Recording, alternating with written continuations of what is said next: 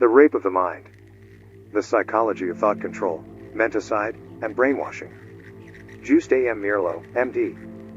Instructor in Psychiatry, Columbia University Lecturer in Social Psychology, New School for Social Research, former Chief, Psychological Department, Netherlands Forces. 1956. Narrated by Skeptical Waves. Chapter 9. Fear is a Tool of Terror. The Fear of Living. In our era, the fear aroused by human relationships is so strong that inertia and mental death often seem more attractive than mental alertness and life. Classical psychology often spoke of the fear of death and the great unknown as the cause of many anxieties, but modern psychological studies have shown us that the fear of living is a much greater, deeper, and more frightening one. Living often seems beyond our power. Stepping out of a relatively safe childish dependence into freedom and responsibility is both hazardous and dangerous. Living demands activity and spontaneity, trial and error, sleeping and reawakening, competition and cooperation, adaptation and reorientation. Living involves manifold relationships, each of which has thousands of implications and complications. Living takes us away from the dream of being protected and demands that we expose our weaknesses and strengths daily to our fellow men, with all their hostilities as well as their affections. It requires us to build up useful defenses and then to replace them with others because we have to change our goals and our relationships. It expects us to be lonely in order to cooperate in freedom. It asks us to submit and to conquer, to adjust and to rebel. It robs us of our childhood slumber of satisfaction, and of the magic, omnipotent fantasies of our infancy. Living requires mutuality of giving and taking. Above all, to live is to love. And many people are afraid to take the responsibility of loving, of having an emotional investment in their fellow beings. They want only to be loved and to be protected. They are afraid of being hurt and rejected. We can see this clearly in the fact that so many people embrace so fervently all the limitations and frustrations of life that are offered them, the neurotic limitations of the usual prejudices or the totalitarian limitations imposed by power politics. In his book Escape from Freedom, Erich Fromm describes clearly how the pressures of freedom, when they are not balanced by responsibility and understanding, can drive men into the totalitarian frame of mind and into surrender of their hard-won liberties. Such surrender is nothing less than a slow mental death. Totalitarian leaders, whether of the right or of the left, know better than anyone else how to make use of this fear of living. They thrive on chaos and bewilderment. During unrest in international politics, they are most at ease. The strategy of fear is one of their most valuable tactics. The growing complications of our civilization and its administration make the impact of power politics felt more than ever before. When the totalitarians add to their tactics all the clever tricks that we have already discussed: Pavlovian conditioning, repeated suggestion, deconditioning through boredom and physical degradation, they can win their battle for the control of man's mind. In the earlier chapters of this book, we described in some detail the techniques by which man could be turned into a robot in the service of totalitarianism and some of the tendencies that operate, even in the free countries, to rob man of his mental integrity. It is important for us to realize that emphasis on conformity and the fear of spontaneous living can have an effect almost as devastating as the totalitarians' deliberate assault on the mind. Conformity and the fear of living rob the free way of life of its greatest asset in the struggle against totalitarianism. Our human strength lies in our diversity and independence of thought, in our acceptance of nonconformity, and our willingness to discuss and to evaluate various conflicting points of view. In denying the diversities of life and the complexity and individuality of the human mind, in preaching rigid dogmas and self-righteousness, we begin gradually to adopt the totalitarian attitude we deplore. Delusion has never been the exclusive property of any one country, class, or group, and the totalitarian delusion, which in itself promotes menticide, can invade us from many fronts, from the right as well as the left, from the rich or from the underprivileged, from the conservatives and from the rebels. Fear and intimidation have not only been the result but also the tools of mental coercion. Although there is as yet no unified theory of fear and anxiety, and we therefore do not know precisely why and how the development of these feelings leads to such dire consequences, it is important for us to understand what useful tools fear and panic are, and to see, through description, what these overwhelming emotions are able to do to people. Most people think of fear reactions as hysterical expressions of desperation. But, as this chapter should make clear, fear and panic also have their paradoxical expressions in indifference and apathy, reactions which, just because they are less commonly recognized as fear-created, can be much more dangerous to the individual than a good hysterical cry. It is the hidden, silent fears that have such an impact on our social and political behavior. Fear and panic are reactions not only to overt danger and threat, they are also reactions to the slow, seeping intrusion of disquieting propaganda and the constant wave of suggestion to which we are all exposed. Fear is at work all around us, and often it throws its shadows where we least expect to find them. We may be acting out of fear without even knowing it. We may consider that our behavior is perfectly normal and rational when, in fact, psychology tells us that creeping fear may already have begun to work on us. Fear and catastrophe fortify the need to identify with a strong leader. They lead to herding together of people who shy away from wanting to be individual selves any longer. They prefer to be part of a huge mystic social organization that protects against threat and distress, in oneness with the leader. This protection-seeking instinctual reaction is also directed against dissent and individualism, against the individual ego. We see in this a regression toward a more primitive state of mass participation. True, this process of ego shrinking is the negative side of the back-to-mass reaction. Yet it stimulates a recognition of greater need for cooperation and mutual help. During the last war and in generally experienced emergencies, many people became for the first time aware of the effective ties they had with their neighbors. At the same time, anxiety can inspire suspicion and the need for seeking scapegoats. It is the paradox of fear that it propagates warm feelings of immature ties and cold suspicion at the same time. Although there is throughout the world a conscious trend toward overcoming fear and feelings of insecurity, there is also a less conscious countercurrent provoking new fears and anxieties and insecurities. Whether he is aware of it or not, modern man lives in an atmosphere of fear of war, fear of the H-bomb, fear of totalitarianism, fear of nonconformism, fear of dissent. Fear has already begun to influence our behavior by the time we are aware of it.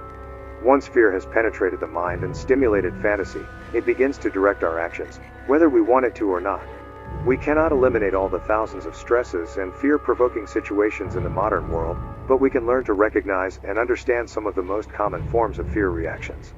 In this way, we can find a partial release from the tensions they create and can learn how to cope with them more effectively. Our fantasies about danger. I remember vividly one sunny afternoon during the Second World War while I was still in Holland. I was playing tennis with some friends. We were all enjoying the satisfying exertion of our sport, but our enjoyment was somewhat marred by the players on the next court.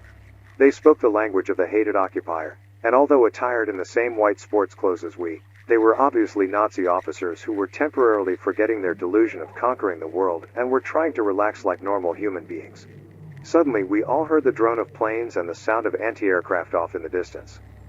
Then a group of low-lying Spitfires, our friends from England, came zooming by. My friends and I stopped playing, waved our rackets in greeting, and watched the planes maneuvering. Our neighbors reacted quite differently. They became panicky. One of them flung his racket from him and ran off. The others threw themselves, face down, into a ditch bordering the court. Objectively, we were all faced with the same danger of strafing from the English planes, but for the Germans these were enemy planes, while for us they were friends. I'm sure it isn't necessary for me to add that after this occurrence my fellow Dutch citizens were forbidden to play tennis on that court. When, a year later, I had arrived by good chance in London, I found that every time German planes came over during the night, I had that same suspicious feeling the German officers on the tennis court must have had. It seemed as though every bullet and every bomb was meant for me. So great is the role of fantasy and fear that an enemy bomb may have a different meaning for us than a friendly bomb. Fear may be defined very simply as an inner reaction to danger. This definition is deceptively simple, for as soon as we offer it, we are faced with a new problem. What shall we define as danger? Bombs, fires, earthquakes, and epidemics are easily recognizable as dangers. So are physical torture, direct totalitarian attack, and sudden economic collapse. But there are many subtle emotional dangers, too, rousing fearful fantasies and anticipations often combined with inner visions of doom and disaster. As our examples will show, these dangers are faced differently by different people. It is our personal attitude toward life and toward mankind that determines whether we consider a situation a welcome challenge or an unconquerable danger. Some people enjoy strict control and mechanical conditioning of their lives. For them, totalitarianism and thought control are not danger. They bring a kind of eternal day sleep without responsibility. To these people, freedom is a danger, while dependence is a pleasurable safety. Others loathe any intrusion into their personal freedom and integrity and are continually on the alert to defend themselves against any external pressure, real or fancied. Paradoxical fear. Even when people are well prepared and trained to meet an anticipated disaster, such as imprisonment and brainwashing, the actual impact of the danger may provoke all kinds of defensive behavior. Overtraining may even weaken the person because the long anticipation allows all kinds of hidden fantasies to run rampant. In a minority of persons, this may be expressed in such pathological fear reactions as complete nervous breakdown or utter paralysis. Every person shows a different mental threshold of resistance to danger, and this threshold may change day by day, depending on our physical and mental fortitude. As a rule, inexperienced troops do not immediately show pathological fear in combat. Such behavior takes some time to develop. Paradoxically enough, fear reactions in moments of weakness often develop after the real danger has passed. When the tension of battle or the daily stress of life in the prison camp is over, and there is no longer any need to hide one's fears and to control one's behavior, many people let go completely and give free vent to all their anxieties. In Dover, England, in 1944, the population suffered a kind of collective nervous breakdown when, after the tension of 4 years of continual shelling by the Germans, they heard only silence. The shelling suddenly stopped completely after the Allied troops swept victoriously across the Belgian coast. At that moment, many of the people of Dover broke down. It was as if the unexpected silence had brought them into a state of shock. This paradoxical fear reaction after danger has passed is important for us to understand. The totalitarian strategists know that during a period of temporary quiet and relaxation of tension, people lose their alertness and thus can be more easily caught in the totalitarian mental grip. In their strategy of terror, they consciously make use of the psychological action of the breathing spell.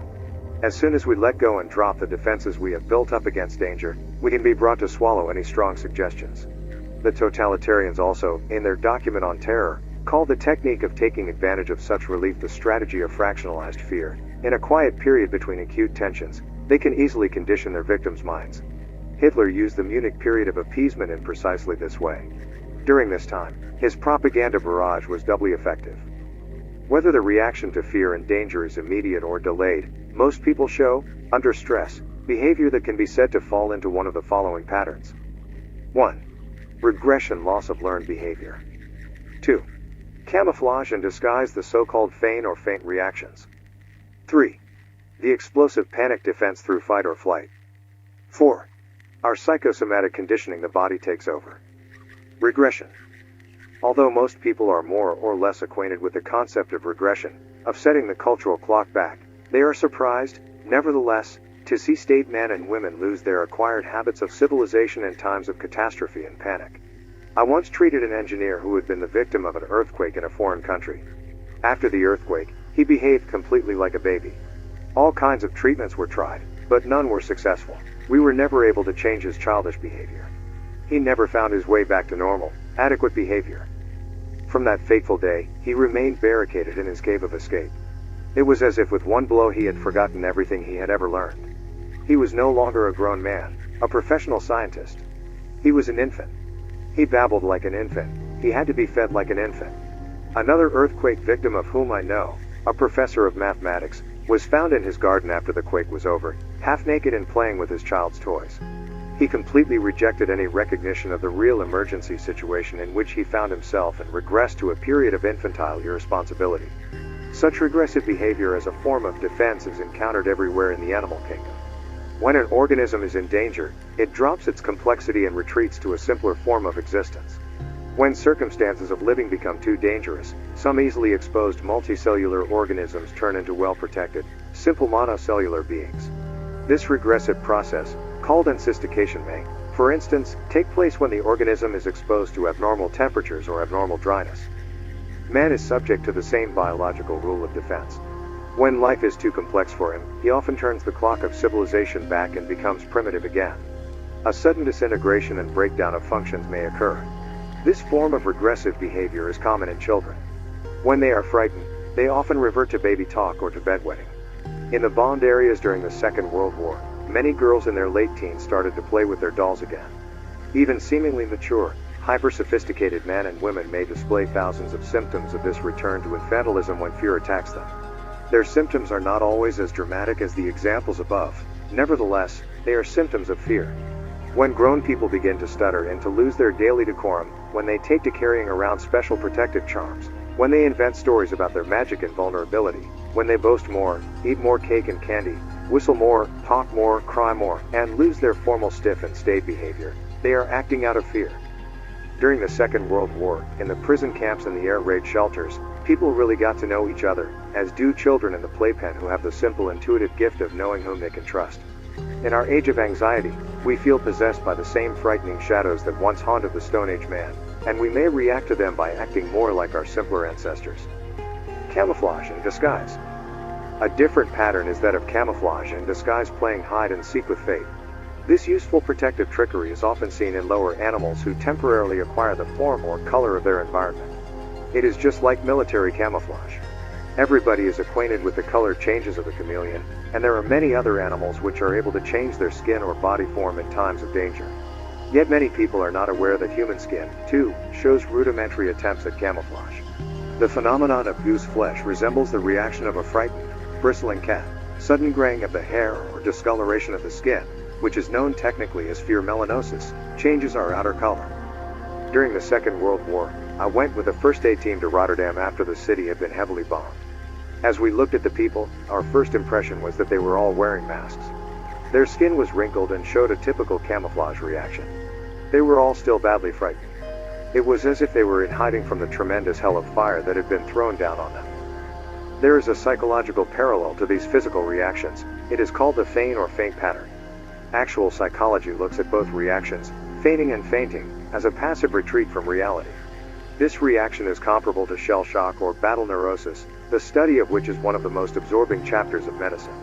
Soldier and civilian alike can go into a state of mental paralysis. In such a state, the victim becomes apathetic. He is unable to talk or to move. No dangerous reality exists for him anymore. He looks dead, only his frightened, burning eyes seem alive. This death attitude or cataleptic reaction often has a completely terrifying effect on bystanders. There is nothing so contagious as fainting in any crowded place. It is of the utmost importance to realize how passive, paralyzed, indifferent, and submissive people can become under circumstances which should demand the utmost activity.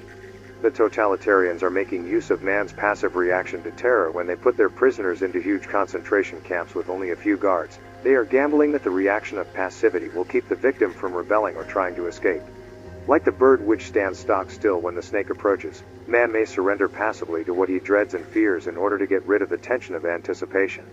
The thief who surrenders to the police because he cannot stand the tension and insecurity of not knowing when he will be found out is an obvious example. A psychological camouflage reaction lies behind emotional shock and silent panic, the mental paralysis that overcomes some people when they can no longer cope with the circumstances in which they find themselves. Passive surrender to what he fears is one of man's most common reactions to sudden danger. It is not limited to pathological personalities. It occurs much more frequently than wild and overt panic, and displays itself in numerous subtle behavior mechanisms. People may escape into complaints about physical disease. They may take refuge in very important pseudo-tasks and hobbies. They may deny real danger in a seemingly self-securing complacency. They become obstinate and disobedient. Nothing can activate them. They are not interested in politics, they say. Some will try to sell to themselves and others the paralyzing theory of hopelessness and the inevitability of doom. But don't talk about the nuclear bomb. Others will throw themselves into the oblivion of excessive drinking or hide themselves in long, pointless conferences. Every man has his own psychological Maginot Line, a mental fortress that he believes inviolable. We used to call this the ostrich policy, and the ostrich policy is one of the most dangerous strategies in the world. Beware the totalitarian who preaches peace. His intention may be to push the world into passive surrender to that which it fears. The cult of passivity and so-called relaxation is one of the most dangerous developments of our times. Essentially, it too may represent a camouflage pattern, the double wish not to see the dangers and challenges of life and not to be seen. We cannot escape all the tensions that surround us. They are part of life, and we have to learn to cope with them adequately and to use our leisure time for more creative and gratifying activities. Silent, lonely relaxation with alcohol, sweets, the television screen, or a murder mystery may soothe the mind into a passivity that may gradually make it vulnerable to the seductive ideology of some feared enemy. Denying the danger of totalitarianism through passivity may gradually surrender to its blandishments those who were initially afraid of it. Explosive panics. Most people are far more familiar with the explosive motor reactions we call panic and stampede than they are with the other fear reactions. This is what we call mass hysteria, the chacun pour soi reaction.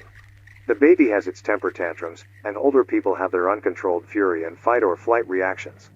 Although we usually think of the word panic as describing such phenomena as the hysterical stampede out of a burning theater or the flight of whole populations in terror, There are many subtle steps that lead from the first symptoms of unrest we all feel when something is threatening, to the great outbursts of crying and running and fighting we see in severe panics. Man shows many forms of panicky, frenzied behavior, epileptic fits, as in trench or war epilepsy, fury, rage, self-destruction, criminal aggression, running amok, deserting from the army, rioting, uncontrolled impulsiveness, breakneck speed in driving. A soldier in a state of panic may behave like an angry child. He may attack his friends or shoot at the members of his own troop. In panic, civilians may begin to cry, shout, walk aimlessly about wringing their hands. Or they may shout and scold or cry for help. The panicky person spreads panic. Every time he shouts, he incites others to run.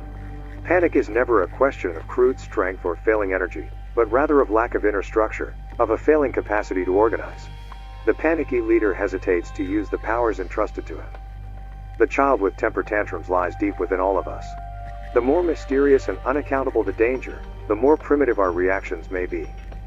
Riots, furious mass movement, and outbreaks of criminality serve to increase fear and panic, and thus can be used to deepen man's sense of insecurity and further his passive surrender to the totalitarian environment. Any terroristic regime compels its victims to repress their reactions of rebellion and anger. The more these reactions are repressed, the more the victims develop tremendous inner rage, which must bide its time and wait until it is permitted some socially sanctioned form of explosion. War is often such a universal panic, a mass discharge of accumulated internal rage. Here, too, the inner fears of mankind are discharged in mass destruction. The body takes over. The great group of psychosomatic reactions, although they are no mystery, are more difficult to explain. Let us look at an example which may make this phenomenon more clear. In my hometown in Holland, after a few bombardments during the Second World War, an epidemic of bladder disease broke out. At least that was the first explanation. People suffered from the need to urinate so often that their sleep was disturbed. Almost no one had a full night's rest. For a short time, there was a boom in the practice of urologists. Then psychiatrists were able to explain that this urge to urinate was one of the first reactions to fear. The victims had only to think back to their childhood and to recall their bodily reactions before taking examinations at school to see what was happening. Increased urination may be described as one of the tension-reducing devices of the body. The body may react to danger and panic with a variety of physical symptoms.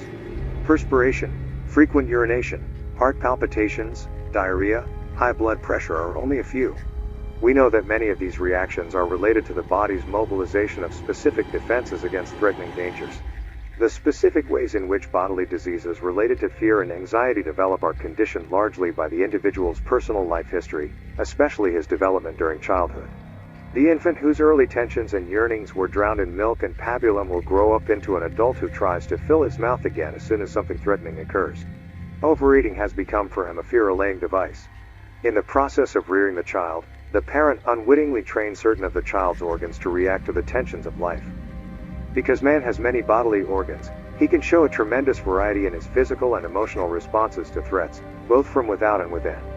Psychosomatic medicine distinguishes between different character types in terms of the different organs which respond to outside stress or danger. There is the ulcer type, the asthma type, the colitis type, the heart failure type. Each of these types shows a different reaction to the same battle, the battle against fear.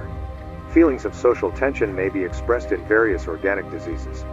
In acute fright, however, certain organs of the body more commonly react than others. As we saw in our earlier example, the need for frequent urination is a nearly universal reaction to fright. The upset stomach is another almost universal fear reaction. During the Second World War, a medical team looked in vain for the bug causing an unknown intestinal disease among American soldiers who were preparing to land on one of the enemy islands in the Pacific. The doctors and biologists searched and searched. They found nothing. The mysterious disease vanished, as suddenly as it had appeared, after the invasion began, and soldiers were able to discharge in action the tension of waiting for the invasion. These men were not strange or abnormal in any way. Even when one consciously accepts the challenge of danger and is prepared to face it, counterforces in the body may defeat the mental effort. The mind wants to be brave, but the body escapes into disease. Consistency of child rearing, emotional security at home, and lifelong conditioning to acceptance of the various challenges of life, all these are the factors that determine how we will react when we are put to the test. In their treatment of panicky soldiers during the last war, psychiatrists gave some of their time to an explanation of these various danger reactions. As the victims began to understand their reactions and saw how common they were, they took the first and most important step toward cure. No longer were they so afraid of their fears, no longer were they in such dread of cowardice. It was important for them to know that what had reduced them to the level of helpless childhood was part of a universal pattern of defensive behavior. As they understood this, they became less afraid and ashamed of their own private fears. They knew that their bodies were reacting like many others, and they became able once more to accept their duties quietly and with better control. Stamina and resourcefulness depend as much on self-knowledge as they do on the help and support we get from others. In times of stress and calamity, people begin to probe for the vulnerable spots and weaknesses in both their friends and their enemies. This testing goes on constantly during a hot war, but it happens during a cold war as well. The Cold War exerts a continual pressure on human imagination and mental fortitude and is the cause of many peculiar escape reactions or bodily reactions. Whenever fear and danger confront him, man has to make a choice. Shall he indulge in unchecked fury? Shall he concentrate upon self-protection? Or shall he accept his responsibilities? The fear reactions we have described show how the primordial impulse to self-protection, misguided though it may be, can break through all our civilized defenses. Only training and conscious preparation for danger, both inner and outer, can give a man strength to hold these reactions in check. This training starts within the nucleus of the family and is supported by the example of a peaceful, free community. These are the first teachers in the constant battle between inner fear and outer danger. Those who are in danger of being brainwashed can be helped simply by making them familiar with the facts. Foreknowledge has a partial protective function, and this belongs to the best security we can give to them. It takes away the weakening influence of anxious and mysterious anticipation. With this aid, their mental vulnerability is then furthered by innate inner strength, by the example of good rearing, and by the challenge and opportunity their society gives to them.